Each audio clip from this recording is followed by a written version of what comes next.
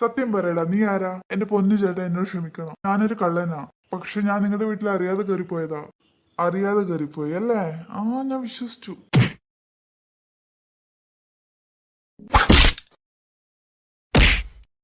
എന്റെ പൊന്നു ചേട്ടാ, എന്നെ വെറുതെ വിടണം. ഞാൻ ഇനി അറിയാതെ പോലും നിങ്ങളുടെ വീട്ടിൽ കയറില്ല. നിന്നെ വെറുതെ വിടാനോ? ഇരിക്കട മര്യാദയ്ക്ക് അവിടെ. ഞാൻ പോലീസിനെ വിളിക്കാൻ പോവുകയാ. അവര് വന്നിട്ട് നിന്റെ കാര്യത്തിൽ ഒരു തീരുമാനമാക്കിക്കോളൂ. അയ്യോ ചേട്ടാ, പോലീസിനെ വിളിക്കല്ലേ, എനിക്ക് പോലീസിനെ പേടിയാ. ദേവു, നീ എണീറ്റോ? ആ കള്ളൻ എവിടെ? ഇതാ ഇവിടെ തന്നെയുണ്ട്. ഇതാരാ ഇയാളെ ഈ കോലത്തിലാക്കിയേ? അത് ഞാൻ തന്നെ. ഏട്ടനോ?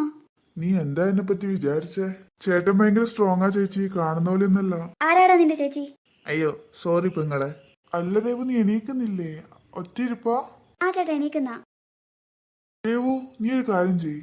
നീ ആ പോലീസ് സ്റ്റേഷനിൽ ഒന്ന് വിളിച്ചിട്ട് ഇവിടുത്തെ കാര്യമൊക്കെ ഒന്ന് പറ. ഏട്ടാ ഞാൻ ഇപ്പൊ തന്നെ വിളിച്ചു പറയാം. ഏട്ടാ, പോലീസിനെ ഒന്ന് വിളിക്കണ്ട ഏട്ടാ. നീ മിണ്ടരുത്. എന്താ ഹോളിന്നൊരു ബഹളം? ഇതാരാ? അല്ല രമേശ, ഇതാരാ നിന്റെ കൂടെയുള്ളേ? ഇത് നിന്റെ ഫ്രണ്ടാണോ? അല്ല, എന്താ നിന്റെ ഫ്രണ്ട് ഈ പാതിരാത്രിക്ക് വന്നേ? അമ്മ, ഇതെന്റെ ഫ്രണ്ടൊന്നുമല്ല. ഈ വീട്ടിൽ മോഷ്ടിക്കാൻ കയറിയ കള്ളനാ. കള്ളനോ? എന്നിട്ട് അവൻ എന്തെങ്കിലും മോഷ്ടിച്ചോ മോനെ? എന്റെ പൊന്നമ്മച്ചി, ഞാനൊന്നും മോഷ്ടിച്ചിട്ടില്ല. അല്ലടാ, നിനക്കൊരു ബനിയൻ ഇട്ടൂടെ? അടുത്ത തവണ ഇടാ അമ്മച്ചി. അടുത്ത തവണയോ? അയ്യോ അല്ല ഏട്ടാ, ഇനി തൊട്ട് ഞാൻ ബനിയൻ ഇടാന്ന് ഉദ്ദേശിച്ചേ. അല്ല രമേശ, എന്നിട്ട് നീ പോലീസിനെ വിളിച്ചോ? ആ അമ്മേ, ഞാൻ ദേവുവിനെ കൊണ്ട് പോലീസിനെ വിളിപ്പിച്ചിട്ടുണ്ട്. എന്താ ഏട്ടാ ഇവിടേക്ക് ഒരു ബഹളം? ഇതാരാ? ഈ വീട്ടിൽ മോഷ്ടിക്കാൻ കയറിയ കള്ളനാ. ഏട്ടാ, ഞാൻ പോലീസിനെ വിളിച്ച് പറഞ്ഞിട്ടുണ്ട്. അവരുടനെ തന്നെ എത്തുന്നു പറഞ്ഞേ. അല്ല ഏട്ടാ, ഈ കള്ളന്റെ മുഖത്തെല്ലാം പരിക്കുപറ്റി പാടുണ്ടല്ലോ. അത് ഞാനൊന്ന് കൈവച്ചതാ.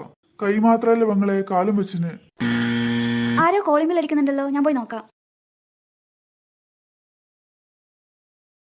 രമേശ, ദേ പോലീസ് വന്നു. ഇത്ര പെട്ടെന്നോ? ഇപ്പല്ലേ നമ്മൾ വിളിച്ചേ? എനിക്കിവിടെ അടുത്ത് തന്നെയായിരുന്നു റൗണ്ട്സിലെ.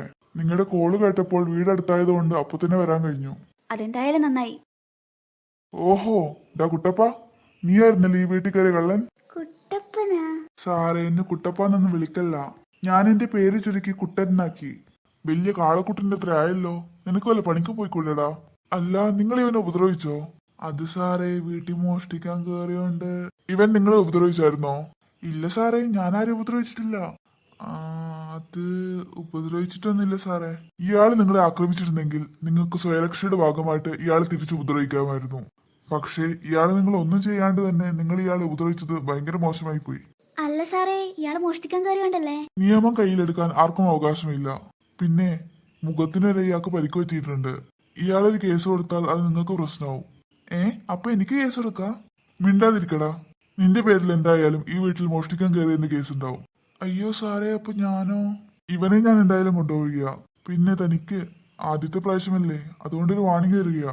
ഇനി മേലാൽ ഒരാളെയും നിങ്ങൾ ഉപദ്രവിക്കാതെ തിരിച്ചു ഉപദ്രവിക്കാൻ പാടില്ല. ശരി സാർ, ഞാൻ ഇനി ശ്രദ്ധിച്ചോളാം. ഡോ കുട്ടപ്പ, താൻ എന്റെ കൂടെ നടക്ക്.